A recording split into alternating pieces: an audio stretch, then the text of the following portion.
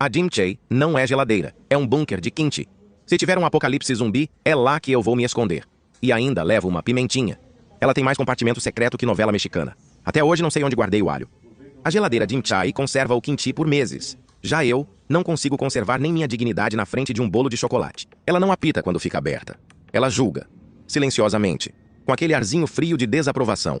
É tanta tecnologia que fico esperando ela me chamar de opa e pedir Wi-Fi. Com a Dimchey, o kimchi fermenta do jeitinho certo. Já meus planos fitness, azedão em 3 dias. Se sua geladeira não fala com você, te entende emocionalmente e ainda cuida melhor da comida do que você.